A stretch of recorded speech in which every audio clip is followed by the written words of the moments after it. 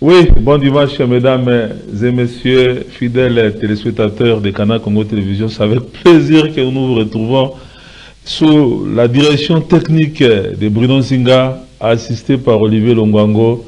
Nous nous retrouvons en tout cas avec notre invité, un acteur socio-démocratique, autorité morale de l'ENA, effort national, Dr Freddy Bonganga, médecin de formation, acteur social et démocratique. Avec lui, on se retrouve une fois de plus en tout cas. Bon dimanche, docteur Freddy Bonganga, bienvenue sur ce plateau d'École du Changement. Merci beaucoup, monsieur le journaliste. Que Dieu te bénisse abondamment. Voilà, vous êtes notre enseignant du jour dans l'École du Changement. Et avec vous, nous allons en tout cas parler des valeurs démocratiques. Quelles sont les qualités des bons politiciens? Quelle est la position du peuple? Et quelles sont les antivaleurs à bannir? Et quelles sont les valeurs qui doivent en tout cas remplacer les antivaleurs qui gangrènent notre société actuellement, qui fait que la société congolaise en tout cas est en train de régresser au lieu de progresser. Nous allons encore parler du contrat social qui lie le gouvernant avec la population. Voilà, en gros, ce qui va en tout cas constituer la trame de cette émission. Docteur Freddy Bonganga, on va aller tout droit. Quelles sont les valeurs démocratiques? Les valeurs démocratiques partagées.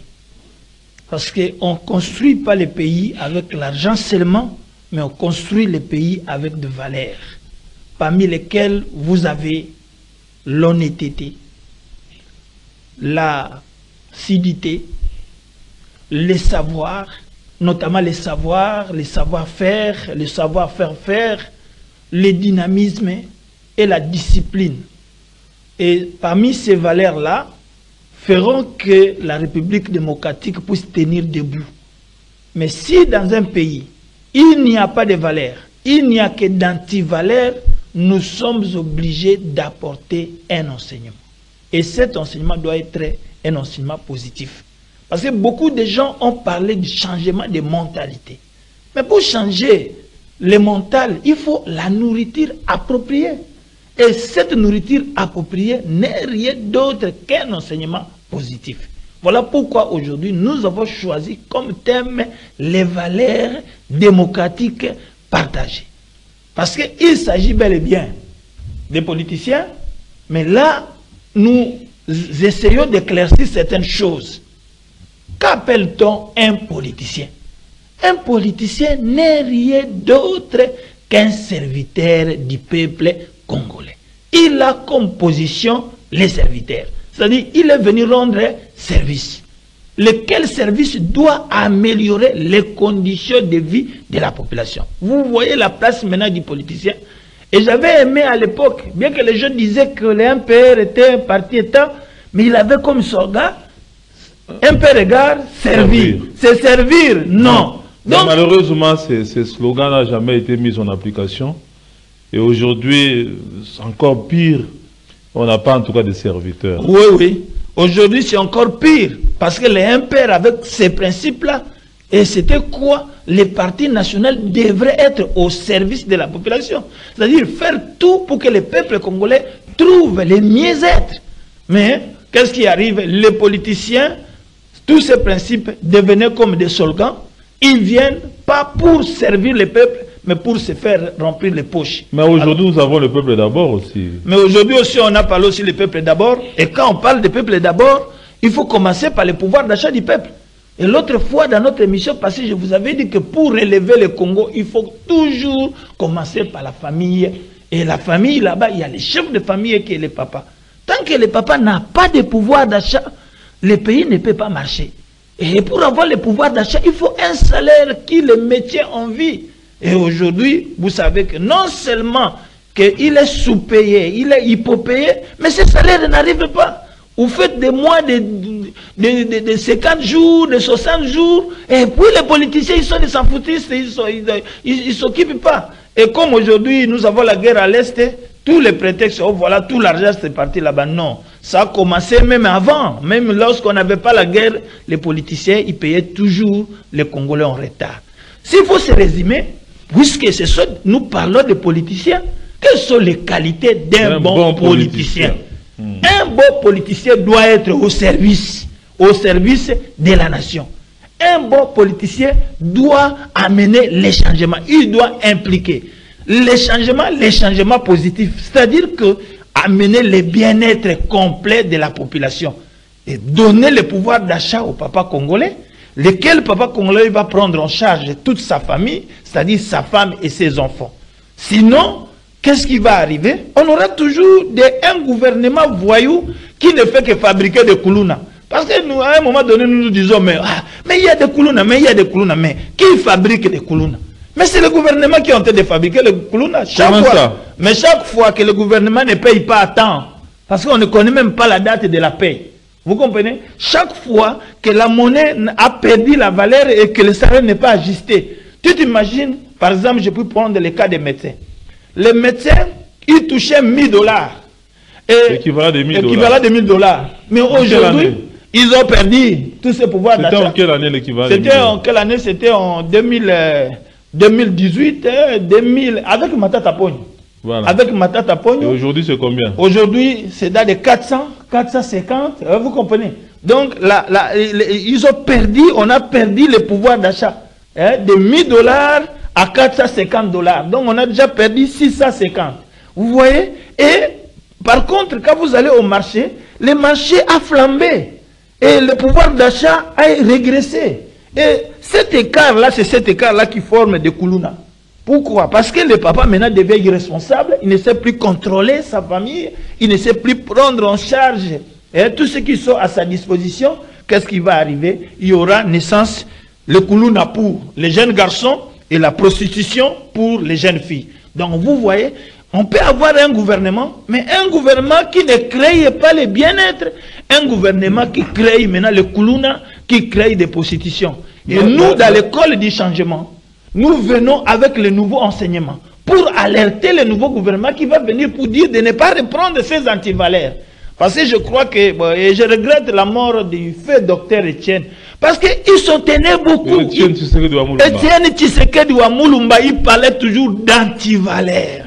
Il parlait de l'état de droit, il parlait de la liberté. Nous devons relayer cet enseignement-là.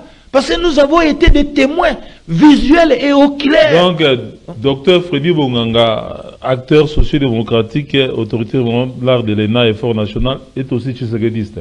Je suis tshisekediste par la philosophie. Vous comprenez? Oui, il ne voulait pas des antivaleurs.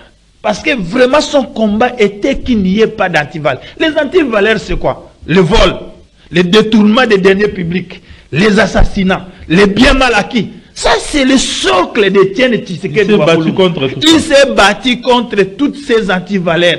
Il ne faut pas qu'il y ait... À un moment donné, il rappelait même le chef de l'État pour dire que toi, cher frère Mobutu, tu confondais ta poche et la caisse de l'État. Vous comprenez donc? Mais aujourd'hui, où est parti cet enseignement-là?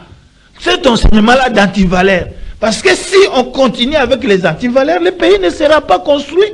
Nous n'allons pas les transformer. Et voilà pourquoi nous venons avec l'enseignement positif. L'enseignement positif veut que les Congolais changent. Nous voulons les changements. Mais quel changement? Le changement de mentalité. Mais pour que les gens changent ces mentales-là, moi, docteur Bonganga, en tant qu'acteur socio-démocratique, j'apporte la sève nécessaire.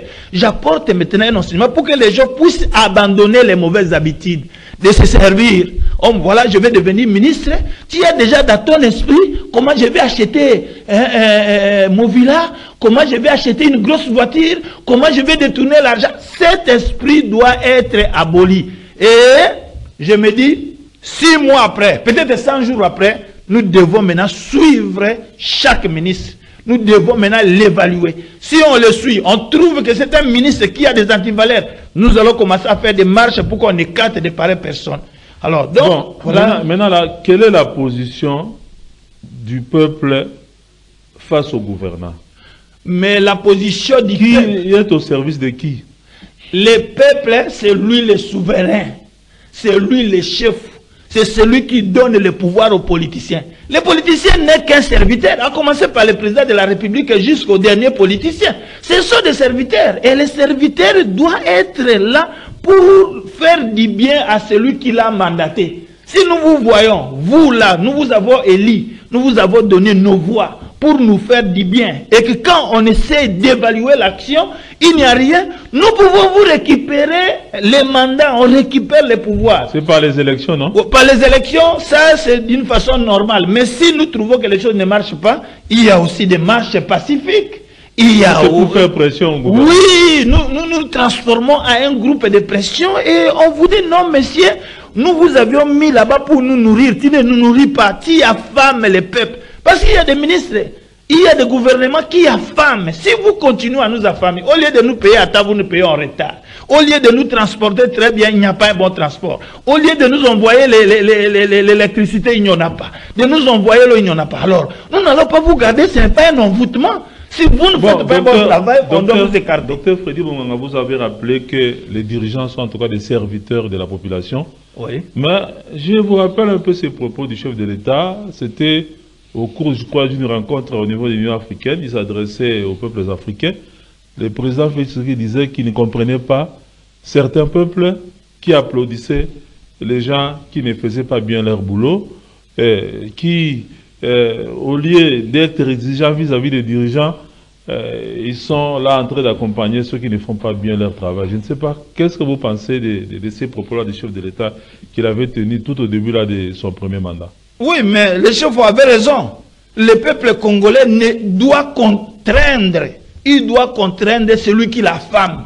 Il doit contraindre celui qui le paye en retard. Il doit contraindre celui qui ne le permet pas bien nourrir sa famille. Mais quand le peuple maintenant est en train d'applaudir ceux qui les affament, ça devient maintenant ce que nous faisons la contrefaçon. Ça devient maintenant une entorse. Voilà pourquoi le président, le président actuel, mais il est né dans la politique. Les antivaleurs que je venais de vous parler là, c'était son père, il est né là-bas. Il connaît tout ce que... Il ne pouvait que s'étonner de voir ces peuples ici, avec tel salaire. Il continue même à aller au travail alors que le salaire qu'on lui donne ne permet même pas de payer les transports. Donc, si nous, les peuples, nous ne nous prenons pas en charge, il faut que les peuples, à un moment donné, se prennent en charge. Il doit connaître sa place. Tu es le chef. C'est toi le chef, c'est toi qui as le pouvoir. Tu peux punir les politiciens. Les politiciens, il ne faut pas que le peuple soit esclave. Parce que maintenant, nous avons comme un peuple esclave. C'est-à-dire un peuple qui ne reconnaît pas ses droits. Vous êtes peuple, c'est-à-dire vous êtes souverain primaire. C'est celui qui prend son pouvoir, il donne à un mandataire, et le mandataire doit lui rendre de bons services. Et là, nous, en tant qu'acteurs sociaux, nous venons avec un enseignement, lequel enseignement pour éveiller la conscience du peuple, pour que le peuple puisse prendre la conscience. Mais quelqu'un a dit que le peuple, en tout cas, mérite les dirigeants qu'il a. Oui, le peuple mérite les dirigeants qu'il a, parce que des peuples comme notre peuple ici qui ne connaît pas ses droits, même s'il a un mauvais dirigeant, il continue. Et quand vous regardez encore, moi, je n'ai pas été en contact avec la première ministre. Mais je vois que ce sont les mêmes qui avaient échoué, qui commencent à défiler là-bas. Ils vont venir pour produire mais quoi? Ce sont des chefs de parti, non? Oui, les chefs de parti, les partis qui n'ont rien à mener, parce que le pays a régressé. Mais la première ministre Judith Souminoa Toulouka ne peut que échanger avec les chefs de parti. Oui, il les a reçus, mais je voulais tout simplement dire à madame la première ministre, madame, essayez de checker chaque personne. Tu verras qu'une personne qui a déjà été 8 fois ministre, une personne qui a fini tous les tableaux et qui a lamentablement échoué, vous ne pouvez pas les reprendre. Donnez aussi la chance à de nouvelles personnes. Nous avons appris par exemple qu'elle a recommandé à ce que chaque composante qui doit faire partie de ce gouvernement puisse, pour chaque poste ministériel, envoyer 3 noms de personnes compétentes. Et c'est à elle, je crois, avec le chef de l'État, que le choix se fera. Bon, parce que moi, je n'ai pas entendu là où il a reçu la société civile. Hein. Parce que dans d'autres pays, il y a toujours les sociaux d'un côté et les politiciens. Mais ici, j'entends seulement parler des chefs de parti avec les politiciens. Par exemple, le gouvernement qui est... C'est la majorité parlementaire. Oui, mais cette manière-là conduire le pays, ça ne marche pas. Parce que nous n'allons pas l'accompagner. Si on met la société civile, qui est le peuple organisé à l'écart, parce que c'est nous qui sommes en contact permanent avec le peuple congolais. Nous voyons comment le peuple souffre. C'est nous qui avons la matière. Vous comprenez? Si dans ce gouvernement qui va sortir, il prendra seulement la seule composante, la composante politique, et puis la composante société civile mise à l'écart. Je crois que ça ne marchera pas. Parce que c'est nous qui appuyons. Les politiciens, avec l'ivresse du pouvoir, souvent, ils échouent. Mais la société civile, vous restez là comme un groupe de pression, mais rien n'empêche, parce que la société civile a évolué. La société civile qui était comme observateur, non. Aujourd'hui, la société civile est sur la table des prises de décisions. La société civile aujourd'hui n'est plus seulement comme observateur, voir comment les politiciens. Et d'ailleurs, si le pays, ça ne marche pas, c'est à cause des politiciens. La société civile, et la plupart, les quelques ministres qui ont bien travaillé, ce sont ceux qui ont commencé avec la société civile et qui sont devenus politiciens. Vous comprenez? Parce que nous venons fraîchement de la population. Nous savons ce que la population veut. Alors, donc, je demanderai à la première dame, à la première ministre, de tenir compte de cet élément pour que son message soit véhiculé, pour que lui puisse avoir le soutien de tout le monde. Il faut qu'il y ait la plus grande implication de la société civile. Si on écarte la société civile, il n'y a que les politiciens. Bon, nous là, nous allons contraindre le gouvernement, nous allons accompagner le gouvernement. Comment on doit accompagner? Ce qui se fait sans nous est contre nous. Donc, nous croyons qu'il devrait laisser une grande place à la société civile. Et souvent, c'est la société civile. Même pour dénoncer les rebelles, c'est toujours la société civile. Même pour dénoncer certaines anomalies, la société civile. Mais souvent, les politiciens oublient. Tout le monde ne va pas quand même devenir politicien. Il y a des ceux qui doivent rester. Mais qu'est-ce que vous voulez que la Première ministre fasse? Qu'on fasse entrer certains ténors de la société civile? Oui, moi je crois que certains ténors de la société civile qui sont connus, comme Dr Freddy Bonganga, qui a accompagné les processus pour aller influencer les changements positifs. Pour aller influencer les changements positifs et pour amener l'innovation. Notamment, nous pouvons parler des centres locaux de production, parce que nous sommes un pays qui ne produit pas. Et nous, la société civile, nous pouvons maintenant amener cette innovation afin qu'il y ait des centres locaux de production. Parce que jusque-là, notre pays ne produit pas. Comme j'avais dit l'autre fois, il y a beaucoup de consommateurs, peu de producteurs. Et nos politiciens, même s'ils gagnent l'argent, ils n'ont jamais produit. Ils produisent seulement des conflits. Mais nous, quand nous venons, c'est pour se mettre directement au travail. Donc, la Première ministre, qu'elle laisse une place de choix aux sociaux que nous sommes. Et nous sommes connus.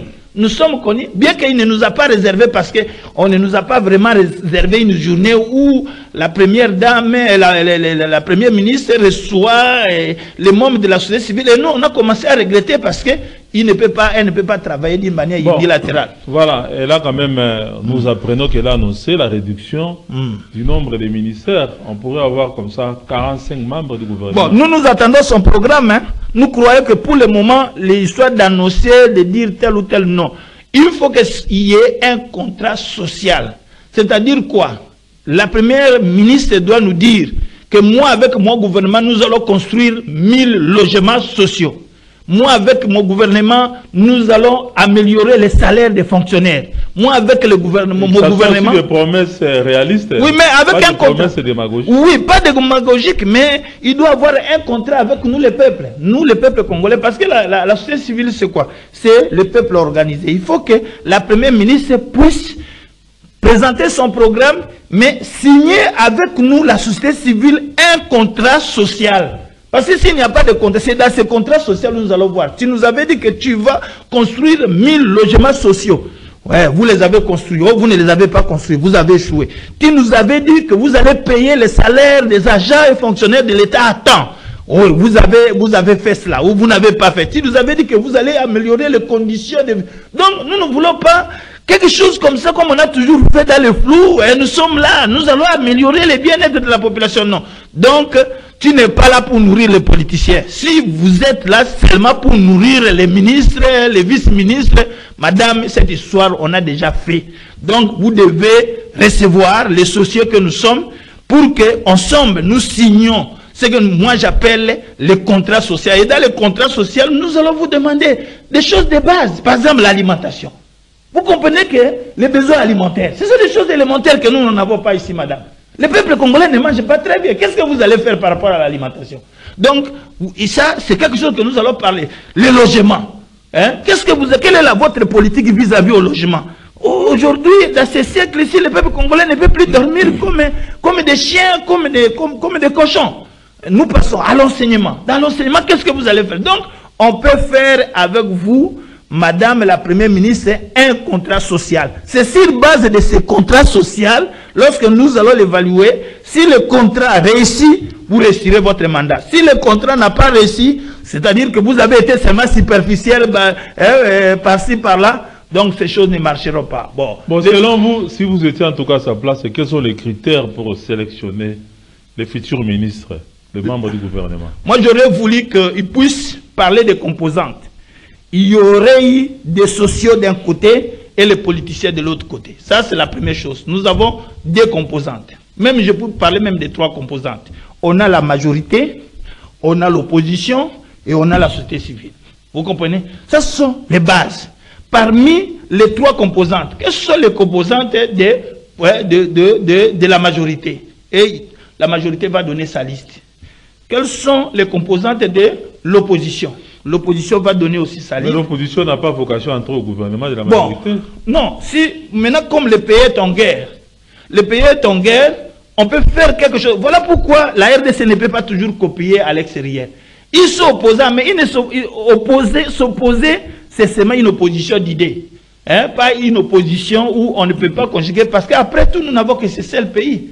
Même l'opposition aussi travaille pour l'amélioration des conditions de vie du peuple congolais. Et ça aurait été, on trouve un compromis national. Que ce gouvernement que moi j'appelle des combats, que lui il a parlé d'un gouvernement de compétences, ainsi de suite, puisque notre pays est attaqué, il fallait qu'on trouve un compromis.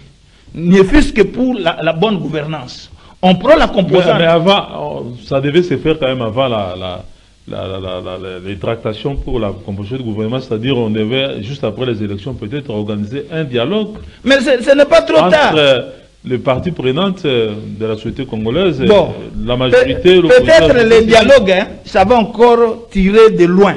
Les dialogues chez nous, il faut trouver les moyens, la salle, les conducteurs, vous comprenez, ça alourdit. On a déjà perdu presque 4 mois, il n'y a rien. C'est seulement lui en tant que chef du gouvernement. Qu'est-ce qu'on attend? Nous attendons de lui des choses nouvelles. C'est-à-dire qu'elle doit innover. Elle pouvait seulement dire, bon, j'ai 3 composantes, j'ai la société civile, j'ai la majorité et l'opposition. Elle a la liste de l'opposition, elle a la liste de la société civile, elle a la liste aussi de l'opposition, et elle regarde parmi dans ces listes-là qui sont les plus compétents, ceux qui ont le savoir-être, ceux qui ont les attitudes et les aptitudes.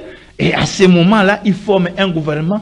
Ça sera un gouvernement de combat, mais un gouvernement de compromis. Mais si aujourd'hui, avec la majorité seulement, si vous formez un gouvernement à majoritaire, il n'y aura rien. Comment ça? Comment vous allez devenir un prophète de malheur? Oui, non, parce que je sais que les Congolais, quand ils ne sont pas tous représentés, ils vont chercher à créer l'antagonisme. Vous comprenez? À un moment donné dans notre pays, quand on fait quelque chose, il faut impliquer tout le monde. Comme je suis en train de dire là, si nous sentons cette fois-ci, parce que le gouvernement... Mais tout le monde a été impliqué dans les élections, non? Bon, tout le monde a été impliqué dans les élections. Quand on gagne les élections aussi pour tout le monde. Même si vous êtes de la majorité, vous avez gagné les élections, mais vous avez gagné les élections pour tous les peuples congolais. Que ce soit même l'opposition, il doit se retrouver. Comme disait Omar Bongo, le fait président du Gabon, après les élections, que celui qui gagne ne gagne pas tout, que celui qui perd ne perd pas tout. Oui, et c'est cela, et c'est ça, et ce sont les principes d'une bonne nation, c'est-à-dire que celui qui gagne les élections, il gagne pour tout le monde. Même si l'opposition aujourd'hui a remporté la victoire électorale, mais pour bien travailler, il faut qu'il y ait l'implication de toutes les composantes. Quand on essaie d'écarter la société civile, là je vous dis la vérité, si nous ne nous sentons pas impliqués dans ce gouvernement, nous n'allons pas appuyer le gouvernement. Nous n'allons pas appuyer, parce que ce que nous devons amener... le gouvernement de la République, comment... Mais le gouvernement de la République, il doit aussi... Il fait face à la guerre, la représentation. Et d'ailleurs, cette guerre, c'est toujours nous, la société civile, qui informons maintenant aux militaires que voilà, il y a un intrus qui est venu, et ainsi de suite. Donc, on ne peut pas mettre la société civile de côté. Donc, j'ai dit à la première ministre de tenir compte de la société civile. Les leaders sont connus. Tous ces acteurs-là politiques, ils savent qu'ils sont vraiment les vrais acteurs de la société civile. Alors nous, on attend. Mais ce n'était pas le sujet du jour, ça c'était une parenthèse. Bon, docteur Freddy Bonganga, oui. Vous aviez parlé des antivaleurs qu'on devait bannir. Oui. Mais quelles sont les valeurs autour desquelles, en tout cas, on peut aujourd'hui transformer la société congolaise? Oui. Parce je que nous voulais, sommes dans l'école de changement. avant d'arriver pour dire les valeurs, je voulais souligner quelque chose. Allez-y. Diabolisation. La diabolisation. Comme anti-valeur. Oui, comme anti-valeur Sati. Madame la première ministre, comme vous êtes là, vous verrez qu'il y a des gens qui viendront là-bas avec les noms d'autres personnes. Il y a une mauvaise habitude où nos confrères congolais, quand ils viennent chez un chef, la première chose c'est de venir parler du mal de quelqu'un d'autre. Détruire l'autre pour gagner la confiance. Cet élément-là. D'ailleurs, il y a même des jours où quelqu'un, un ami à moi, il est allé dire à un de mes chefs que j'étais fou. Vous vous imaginez?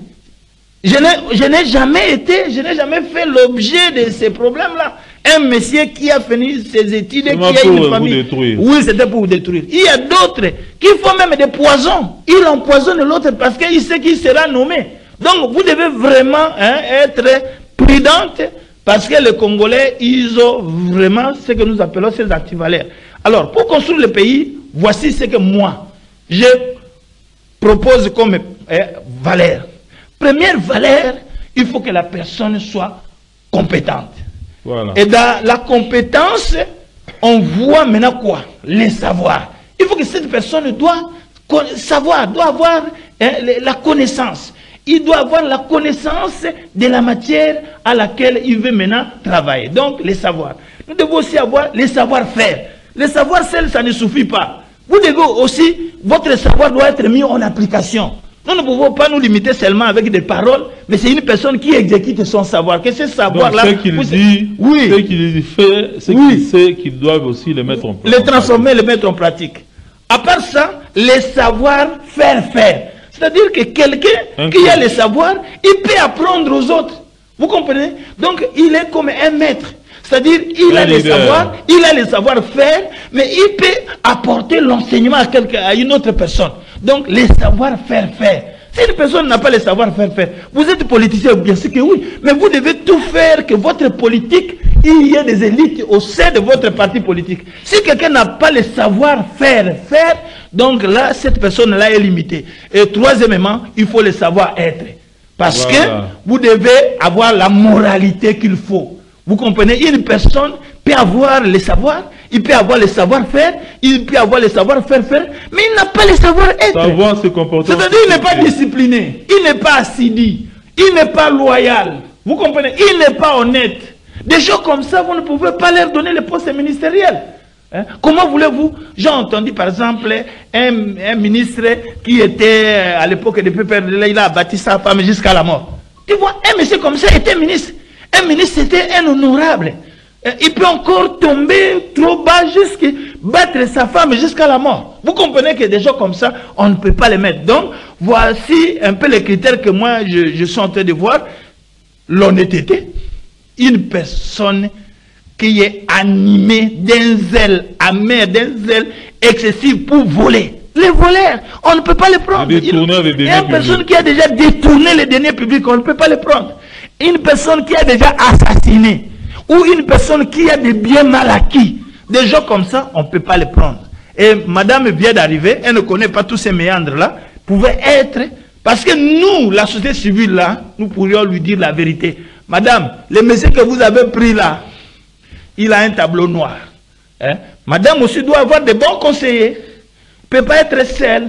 Les conseillers internes et les conseillers externes, vous comprenez? Pour qu'on lui apporte aussi certaines matières, les gens qui sont honnêtes, qui ne peuvent dire que la vérité. Et pour le cabinet ministériel, la tendance c'est remplir le cabinet avec les membres des familles, les amis, et surtout les comme membres de la tribu. Vous êtes femme, il faut qu'il y ait beaucoup de femmes. Non, il faut qu'il y ait des hommes et des femmes qui sont compétents avec bonne moralité et surtout ce que je venais de dire là, les 4 savoirs, à savoir les savoirs, les savoir-faire, les savoir-faire, les savoir-être. Et puis, il faut qu'il y ait des personnes qui sont dynamiques.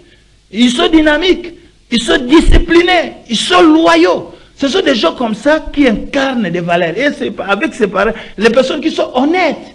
Pas de voleurs, pas de détourneurs. Docteur Freddy Bonga, qu'est-ce que vous direz à ceux qui estiment que, bon, on nomme la toute première femme Premier ministre qui appartient à une certaine communauté ça devient l'affaire de sa communauté. Ah ben c'est ce que nous allons, mais si ça devait l'affaire de sa communauté, qu'est-ce que nous avons ajouté? C'est que nous sommes toujours en train de tourner au rond. Parce que ce que nous sommes en train de... Ce sont ces antivaleurs-là que je suis en train de mettre un accent aigu. C'est-à-dire, on t'a tué la première ministre, tu es au service de la nation. Tu n'es pas la première ministre d'une famille. Tu es le chef du gouvernement de la République démocratique du Congo qui a 26 provinces. Vous comprenez? Et en cela, toutes les provinces doivent être représentées et prendre les gens qui sont compétents, qui vont faire avancer notre pays.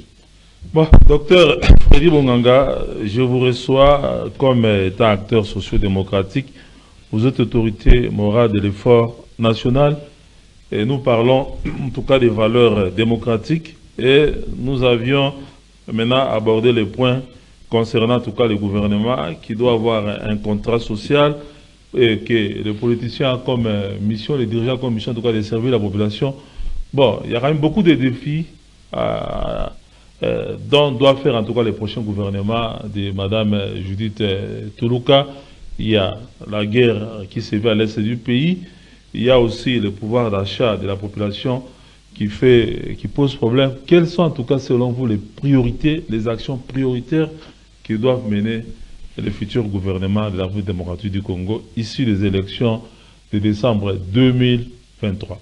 En ce qui concerne notre pays, il n'y a que deux choses. Il y a d'abord l'aspect sécuritaire. Et en cela, nous avions, dans notre tribune ici, nous avions dit clairement que ce qui nous faut la guerre, ce sont les États-Unis d'Amérique, les Européens, ainsi que la Grande-Bretagne. Alors, donc, je crois que pour nous, nous avions déjà suggéré au président de basculer. Parce que nous, on ne voulait pas qu'il continue à suivre les Américains. Voici ce que les Américains ont fait. Avec l'Ukraine, ils ont donné 61 milliards à l'Ukraine. Ils ont donné l'argent à l'Israël. Mais ici, nous, ça fait des années, en outils, ils n'ont jamais donné aucun rond. Ils n'ont jamais assisté la République démocratique du Congo. Ils n'en parlent même pas. Parce que ce sont des commanditaires de la guerre. Donc, ce que je peux dire, madame, vous devez tout faire pour qu'il y ait la sécurité, le calme et la paix doit revenir. Mais la paix ne reviendra jamais si vous êtes encore derrière les Américains et les Européens. Il faut dire au chef de l'État, vous devez basculer. Basculer comme Bangui, basculer comme Niger, comme Mali, basculer comme Burkina Faso. C'est-à-dire quoi? Abandonner un peu les Américains. Les Américains ont démontré noir sur blanc qu'ils ne sont pas avec nous. Regardez comment ils ont fait. Tous les missiles qu'on a envoyés à Israël, ils ont pris leur matériel, ils ont fait les boucliers. Aucun missile n'est tombé sur la terre israélienne. Et donc c'était d'emblée l'amour vrai. Non, les Américains, nous n'avons pas... Mais les Israéliens, c'est quand même une minorité parmi la majorité des peuples arabes et musulmans. Oui, mais nous aussi, nous sommes toujours une minorité. Chaque ethnie aussi est aussi une minorité. Mais nous avons réussi à mettre nos minorités ensemble. Vous comprenez? Mais avant que les Israéliens, par exemple, ne reçoivent les soutiens américains, et même aussi se défendent. Oui, mais ça appartient nous-mêmes aussi de pouvoir nous défendre. Tout à fait. Parce que nous, notre armée était tout simplement détruite par les Américains. Quand les Américains ont détruit Mobutu et toute l'armée qu'il avait là, les jours où ils avaient tué par les Rwandais, les deux présidents, on a détruit la République démocratique du Congo. Et ce sont des choses que nous avions déjà parlé avec vous, avec l'embargo. Parce que nous parlons des questions sécuritaires. Oui. Que madame bascule. Il y a aussi quand même... Que madame bascule. Le système... Il y a un élément que je voudrais quand même évoquer avec vous. C'est le vice-premier ministre en charge de la défense, Jean-Pierre Magombo, qui est à l'Ituri, qui a réussi comme ça à faire signer à certains groupes armés une déclaration de fin d'hostilité. C'est quand même un acte encouragé. Des groupes armés qui prennent l'engagement en tout cas de mettre bas à terre les armes et de privilégier la paix. Mokako soit à Jean-Pierre Bemba qui il a pris ces initiatives parce que c'est aujourd'hui lui qui s'occupe de l'aspect sécuritaire. Il est là. Et au Congo, souvent, quand il y a des positivités, on n'en parle pas. Le fait qu'il a pris le courage de quitter Kinshasa et d'aller jusque là-bas en Ituri, là où la mort est... Et il a réussi à convaincre par la parole que certains rebelles puissent se déposer. Nous devons vraiment encourager le vice-ministre Hein, on charge le vice-premier ministre en charge de la défense. Oui, non, en tout cas, on l'encourage et que tous nos ancêtres soient derrière lui. Mais ça ne suffit pas, monsieur le vice-ministre. Le vice-premier ministre. Le vice-premier ministre, ça ne suffit pas. Nous vous avons demandé tout simplement de basculer. Parce que vous allez maintenant traiter avec les Américains. Ce sont eux qui nous font la guerre. Mais Kagame, c'est leur marionnette. Il ne faut pas faire du mal à Kagame. Quand vous êtes toujours dans cette politique-là américaine, derrière les Américains, les Européens, la guerre n'en finira pas. Tu dois avoir le courage de basculer. 2 minutes, la fin de l'émission. 2 minutes, la fin de l'émission. Les valeurs démocratiques, voilà, les anti-valeurs qui doivent être rejetées dans la poubelle de l'histoire et les valeurs qui doivent en tout cas prédominer. Qu'est-ce que vous dites? Nous sommes dans une école du changement. Et dans l'école du changement, il y a un enseignement adapté, un enseignement spécifique. Lequel enseignement nourrit le mental congolais afin que les Congolais puissent abandonner les mauvaises habitudes. Les mauvaises habitudes, c'est quoi? C'est le vol, l'assassinat, la rébellion. Et nous interpellons à la Premier ministre, à la première Premier ministre, à la dame, de amener une autre façon de gouverner. Ne gouvernez pas comme c'est là que vous avez trouvé. Venez avec une autre sorte. C'est-à-dire quoi? Mettez les hommes qu'il faut à la place qu'il faut. Parce que jusque-là, on avait un agronome, il devient médecin. Un médecin, il devient peut-être un chanteur. Non, essayez de mettre de l'ordre. Ne prenez pas quelqu'un comme ministre, celui qui a des antécédents négatifs, celui qui vient dans le but de se faire servir, et n'oubliez pas surtout la société civile, et il y a des acteurs de la société civile qui sont connus, vous pouvez toujours continuer à nous recevoir. Vous pouvez toujours continuer à nous recevoir et nous inviter, nous allons vous donner des pistes. Parce que la plupart des politiciens, ce sont ceux-là qui ont été avec le marchand Mobutu, ça n'a pas marché.